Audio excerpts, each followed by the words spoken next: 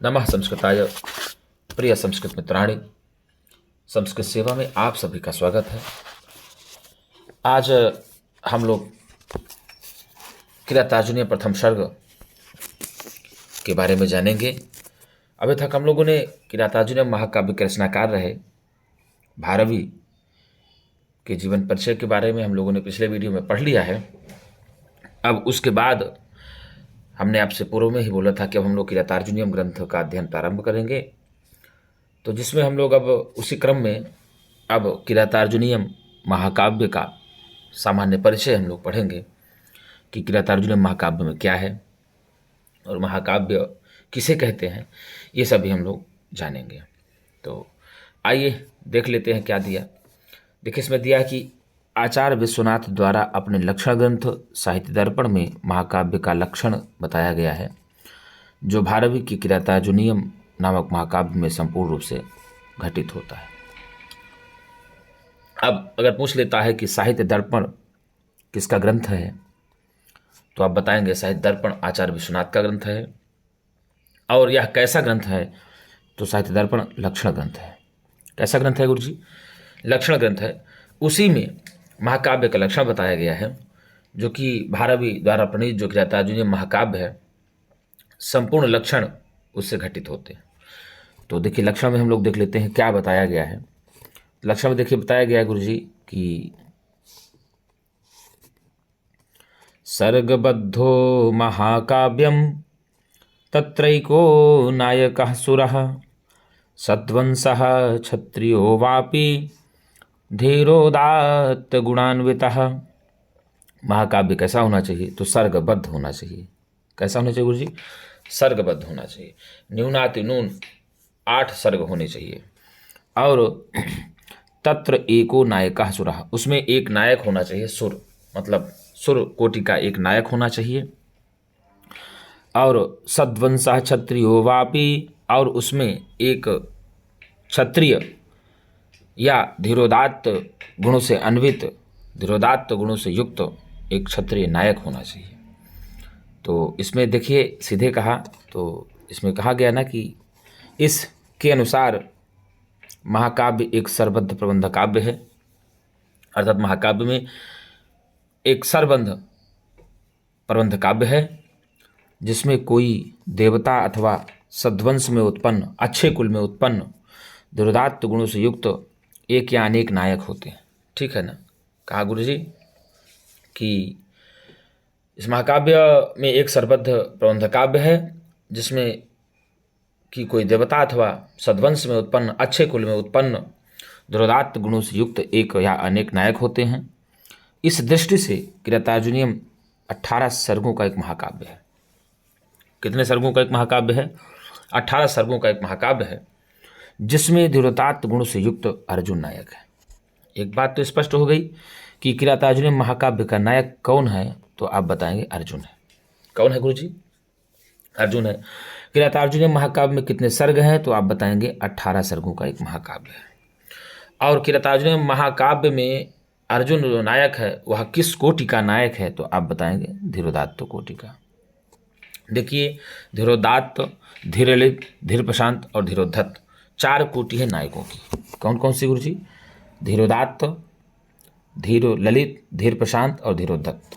ये देखिए ऐसे आप लिखेंगे, धीरोदात्त 4 कोटि के नायक होते हैं। ये धीरोदात्त, धीर ललित,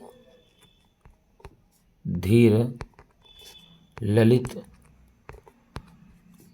धीर प्रशांत, धीर प्रशांत, और एक है धीरोद्धत। कौन सा है गुरु जी? धीरोद्धत। ऐसे, ठीक है ना? तो धीरोद्धत ये आपका 4 कोटि के नायक बताए गए। ठीक है ना?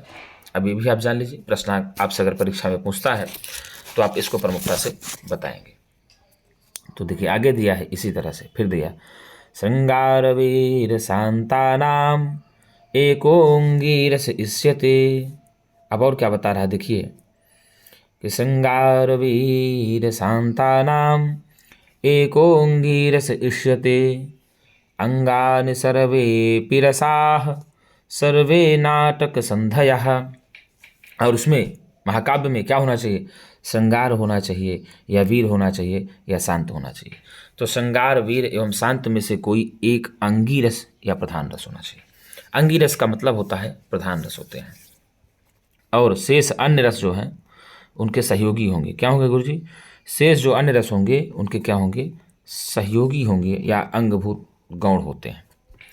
तथा समस्त नाट्य संधियाँ होती हैं। क्या होती है गुरुजी? समस्त नाट्य संधियाँ होती हैं, जैसे बीज, बिंदु, पताका, प्रक्रियकार, मुख संधि, प्रतिमुख संधि। 5 संधियाँ हैं। कितने संधियाँ हैं? 5 संधियाँ हैं, 5 अर्थ प्रकृतियाँ हैं। इन सबको हम लोगों को जानना चाहिए।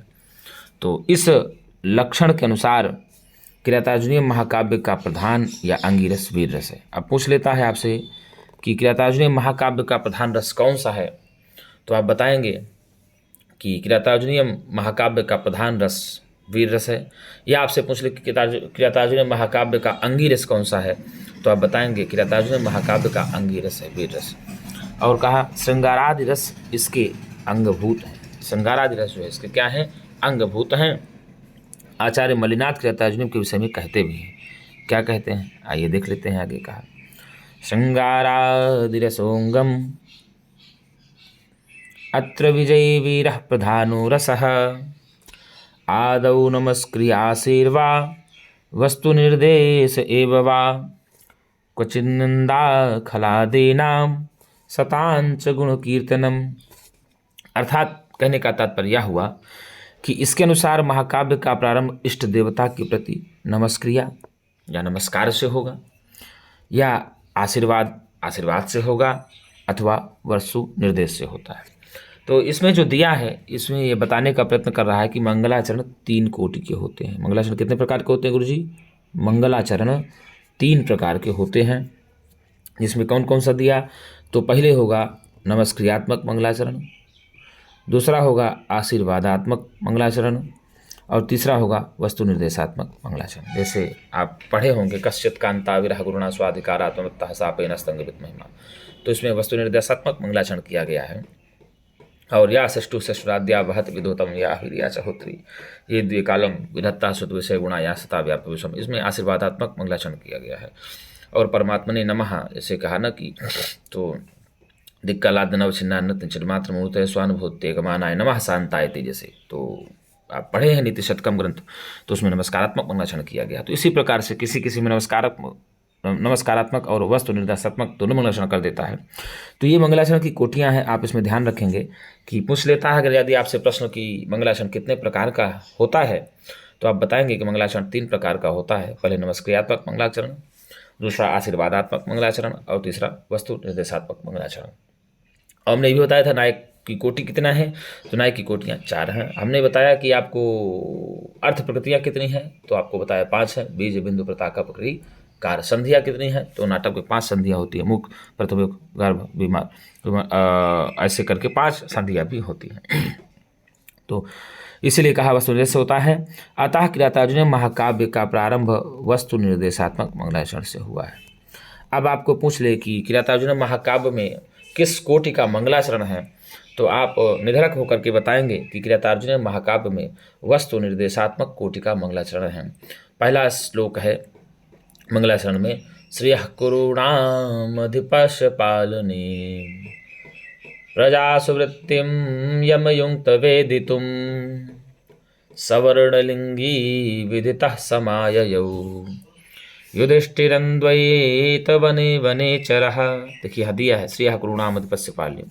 इसके साथ ही शकुनी, दुर्योधन, दुशासन आदि खलों की निंदा और युधिष्ठिर, अर्जुन, भीम आदि सज्जनों की यथास्थान पर प्रशंसा भी की गई है। तो इस प्रकार से हम जान जाएंगे कि किरातार्जुनीय महाकाव्य में भाई साहब किस कोटि का मंगलाचरण है। तो आप निश्चिंत होकर के बताएंगे किरातार्जुनीय महाकाव्य में वस्तु निर्देशात्मक कोटि का मंगलाचरण है। आगे दिया एक वृत्तमयैः पद्यैः अवसाने निवृत्तकैः। इसके अनुसार कहा गया कि महाकाव्य के प्रत्येक सर्ग में एक ही प्रकार के छंद होते हैं। कितने प्रकार के छंद होते हैं गुरुजी? एक ही प्रकार के छंद होते हैं, लेकिन सर्गांत में छंद परिवर्तन हो जाता है। जैसे आप पढ़ते हैं कि प्रथम सर्ग में 1 से 44 श्लोकों तक वंशस्थ छंद है, और फिर मालिनी छंद है और पुष्पिताग्रा छंद है। तो देखिए आप उसमें दिया है तो छंद परिवर्तन हो जाता है सर्गांत में। तो अतः किरातार्जुनीयम के प्रत्येक सर्ग में एक ही छंद का प्रयोग है तथा सर्गांत में छंद परिवर्तन किया गया। जैसे प्रथम सर्ग में वंशस्थ छंद का प्रयोग हुआ है, परंतु सर्गांत में पुष्पिताग्रा और मालिनी छंद का भी प्रयोग हुआ है।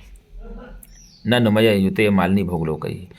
तो इसलिए आप जान जाएंगे कि इसमें किरातार्जुनीयम में 1 से 45 क्या 44 श्लोकों तक तो आप वंशस्थ है, और फिर उसके बाद पुष्पिताग्रा है 45वां 46वां मालिनी छंद का प्रयोग है, इसमें देखिए दिया है।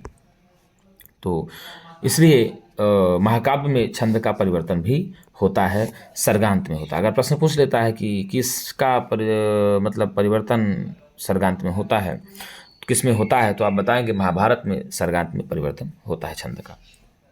आगे दिया कि नाति स्वल्पा नाति दीर्घा सर्गा अष्टाधिका इहि। फिर क्या कहा, इसके अनुसार कहने का तात्पर्य हुआ कि महाकाव्य में ना तो बहुत छोटे और ना तो बहुत बड़े, ऐसे 8 से अधिक सर्ग होने चाहिए। अर्थात न्यूनाति न्यून, हमने जैसे आपको बताया था पहले कि 8 सर्ग कम से कम महाकाव्य में होने चाहिए। 8 सर्ग से कम वाला महाकाव्य की कोटि में नहीं आता, इसलिए कम से कम 8 सर्ग महाकाव्य में होने चाहिए। अतः इस लक्षण के अनुसार किरातार्जुनीयम में भी 8 से अधिक अर्थात 18 सर्ग है। सत्य बात है, किरातार्जुनीयम में 18 सर्ग है, इसलिए यह महाकाव्य की कोटि में आता है। यदि 8 से कम होते तो नहीं आता। जैसे नाटक में कम से कम 5 अंक होने चाहिए, अधिक से अधिक 10 अंक होने चाहिए। और इसके अतिरिक्त ना ही बहुत छोटे और ना ही बहुत बड़े हैं। जैसे किरातार्जुनीयम के प्रथम सर्ग में 46 श्लोक, द्वितीय सर्ग में 59 श्लोक और तृतीय सर्ग में 60 श्लोक हैं।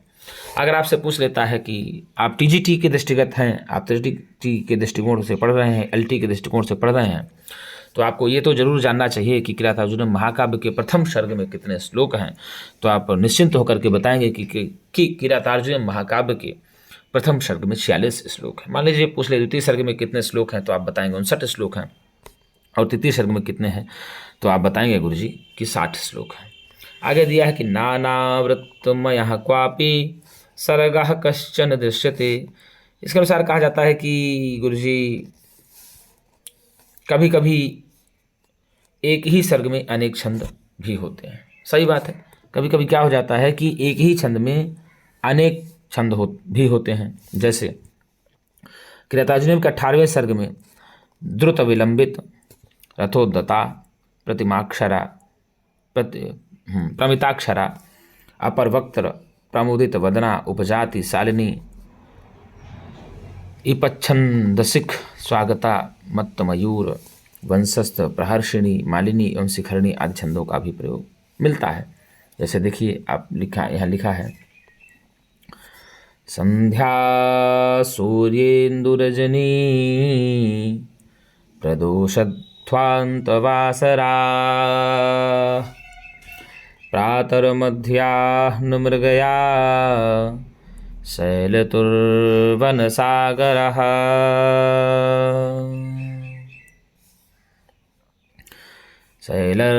शैलर्तुवनसागरा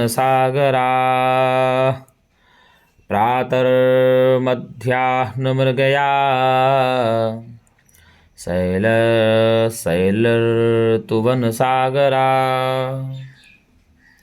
वर्णनीया यथा योगम सांगोपांगा अमी इह।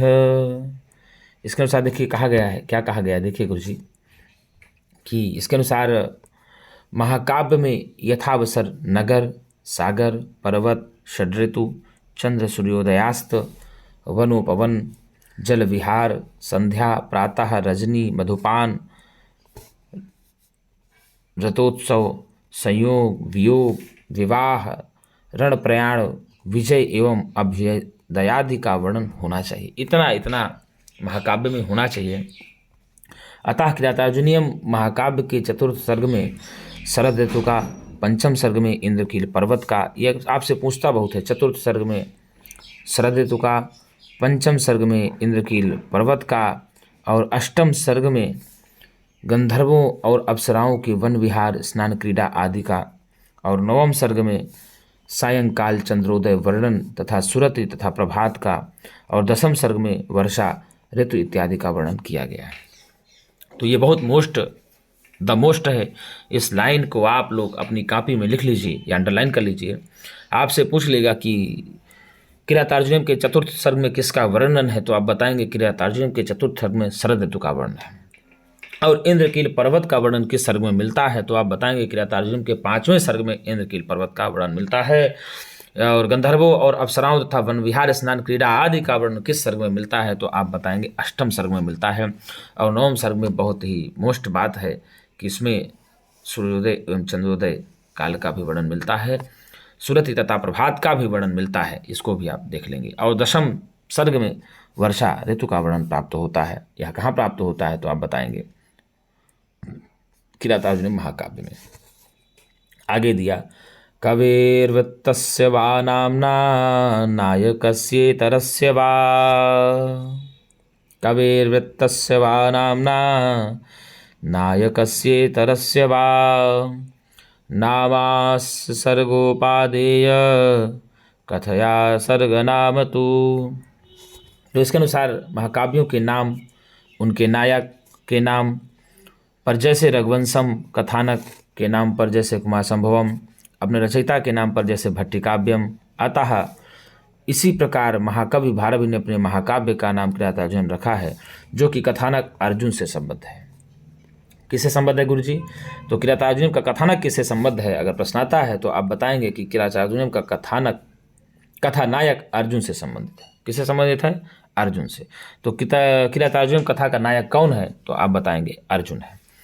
इस प्रकार किरातार्जुनीयम एक ऐसा महाकाव्य है जिसे साहित्य दर्पणकार आचार्य विश्वनाथ द्वारा बनाए गए प्रायः समस्त लक्षण घटित होते हैं। ठीक है ना? बिल्कुल घटित होते हैं। जितने लक्षण बताए उन्होंने, हम लोगों ने लक्षणों को भी जाना और पूरा लक्षण घटित भी होता है। अब देखिए इसमें पूरा दे दिया वर्णन कि इस महाकाव्य में 18 सर्ग हैं। किरातार्जुनीयम महाकाव्य में यदि पूछता है कि कितने सर्ग हैं, तो आप 18 सर्ग बताएंगे। और पूछ लिया कि कितने श्लोक हैं, तो आप बताएंगे 1040 श्लोक हैं। कितने श्लोक हैं गुरुजी? 1040 श्लोक कुल मिलाकर के 18 सर्गों में किरातार्जुनीयम महाकाव्य में है। और यह बृहत्त्रयी के अंतर्गत गिना जाने वाला महाकाव्य भी माना जाता है।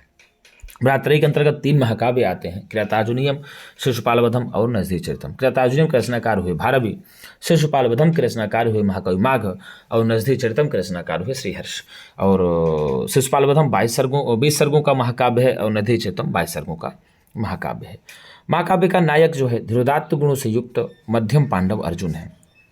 अगर पूछ लेता है कि अर्जुन किस महाकाव्य के नायक हैं, तो आप बताएंगे कि अर्जुन जो है धीरोदात्त गुणों से मध्यम पांडव हैं, क्योंकि युधिष्ठिर बड़े रहते हैं, अर्जुन उनके मझले भाई हैं, तो मध्यम पांडव अर्जुन है। अतः नायिका द्रौपदी है। नायिका कौन है गुरुजी? तो किरातार्जुनीयम महाकाव्य की नायिका द्रौपदी है। इसको भी आप अंडरलाइन कर लीजिएगा। भारवी ने नायक अर्जुन तथा प्रतिनायक किरात के आधार पर महाकाव्य का नामकरण भी किया है किरातार्जुनीयम। क्या किया गुरुजी? किरातार्जुनीयम। आगे दिया कि नायक अर्जुन ही किरात वेशधारी भगवान शिव से पाशुपत अस्त्र प्राप्त करते हैं। अर्थात नायक अर्जुन को पाशुपत अस्त्र की प्राप्ति किससे होती है, तो आप बताएंगे कि नायक अर्जुन को ही किरात वेशधारी जो भगवान शंकर है, भगवान शंकर को किरात वेशधारी कहा गया है, तो वह शिव से पाशुपत अस्त्र की प्राप्ति होती है। जो इस महाकाव्य का फल है, इस महाकाव्य का फल किरातार्जुनीयम महाकाव्य का फल क्या कहा जाएगा, तो आप सीधे बताएंगे कि नायक अर्जुन ही किरात वेशधारी भगवान शंकर शिव से पाशुपत अस्त्र प्राप्त करता है। इसी कारण से यह महाकाव्य का फल है। इस महाकाव्य का मुख्य रस है वीर रस। कौन सा रस है? वीर रस है। श्रृंगारादि रस भी इस महाकाव्य के अंग रस गौण माने जाते हैं, रस 9 माने जाते हैं। तो श्रृंगार, वीर, शांतानाम ये सब रस हैं, तो इस प्रकार से माना जाता है। तो वीर, श्रृंगार इस महाकाव्य के अंग रस गौण माने जाते हैं। और आगे कहा कि महाकाव्यों के नाम जो है गुरुजी, आप देख लीजिए, महाकाव्यों के नाम उनके नायक के नाम पर जैसे रघुवंशम और किरातार्जुनीयम आदि कथानक के नाम पर जैसे कुमार संभवम अथवा अपने रचयिता के नाम पर जैसे भट्टिकाव्यम आदि नाम है। तो रचयिता के नाम पर है भट्टिकाव्यम। किसके नाम पर है? रचयिता के नाम पर। महाकाव्यों के नाम उनके नायक के नाम पर है, जैसे रघुवंशम, किरातार्जुनीयम। आदि कथानक के नाम पर जैसे कुमार संभवम, अपने रचयिता के नाम पर, जैसे भट्टी काव्य, भट्टी ने लिखा भट्टी काव्य अपने नाम पर लिख दिया। साहित्य दर्पणकार विश्वनाथ इस संदर्भ में कहते हैं कि कविर्वृत्तस्य वा नाम्ना नायकस्येतरस्य वा, अर्थात महाकवि भारवी ने अपने महाकाव्य का नाम किरातार्जुनीयम रखा है, जो कि कथानक अर्जुन से संबद्ध है। किससे संबंध है गुरुजी? कथानायक अर्जुन से संबद्ध है। और वस्तुतः इस महाकाव्य के समस्त कथानक का केंद्र है अर्जुन, जिसने किरात वेशधारी भगवान शंकर से पाशुपत अस्त्र की प्राप्त की थी। अर्थात अर्जुन ने किससे पाशुपत अस्त्र की प्राप्त की थी? तो आप बताएंगे किरात वेशधारी भगवान शंकर से पाशुपत अस्त्र की प्राप्ति अर्जुन ने की थी। इस प्रकार शिव तथा अर्जुन के चरित्र से संबद्ध यह ग्रंथ किरातार्जुनीयम माना जाता है। तो मित्रों, हम लोग इसी किरातार्जुनीयम में और परिचय लेकर के आएंगे अगली वीडियो में। और यदि मेरी वीडियो आपको अच्छी लगे तो मेरा एक निवेदन आप लोगों से होगा कि अपने मित्रों को अधिक से अधिक सब्सक्राइब भी करें, सब्सक्राइब कराएं और ख़ुद भी सब्सक्राइब कर लें, जिससे हमारी वीडियो आपको नोटिफिकेशन प्रत्येक दिन मिलती रहे। और मैं आपको बता दूं कि प्रत्येक दिन टीजीटी और पीजीटी एलटी से संबंधित आपको वीडियो आप लोगों को 8 बजे प्रत्येक दिन नाइट में मिलती रहेगी। मैं आपसे वादा करता हूं कि टीजीटी परीक्षा के पूर्व हम लोग इसको पूरा कोर्स पूरा कर लेंगे। और अभी तक हम लोगों ने अभिज्ञान शाकुंतलम चतुर्थ अंक का अध्ययन पूर्ण कर लिया है। यदि आप लोगों ने नहीं पढ़ा हो, अभी तक नहीं देखा हो, तो आप मेरे चैनल पे प्लेलिस्ट पर जा करके आप उसमें से अभिज्ञान शाकुंतलम के चतुर्थ अंक की 2200 श्लोकों की वीडियो जो भी इतनी भी पढ़ी हैं, आप उसको पढ़ सकते हैं। और यदि आपने अभी तक महाकवि भारवी का जीवन परिचय नहीं पढ़ा हो, ये वीडियो देख रहे हो, तो आप जा करके हमारे चैनल पर, संस्कृत सेवा नामक चैनल पर जा करके आप खोज लीजिए। उसमें आपको महाकवि भारवी के बारे में परिचय हमने पढ़ा दिया है। अब ये दूसरी वीडियो हमने पढ़ाया किरातार्जुनीयम महाकाव्य का समान परिचय, तो इसको भी आप देख सकते हैं। इसके आगे भी हम एक वीडियो लेकर के आएंगे सामान्य परिचय में ही, फिर उसके बाद हम लोग सीधे श्लोकों पर चर्चा करेंगे। तो मित्रों, आज के लिए इतना ही। हम पुनः एक नई वीडियो के साथ मिलेंगे। तब तक के लिए नमः संस्कृताय।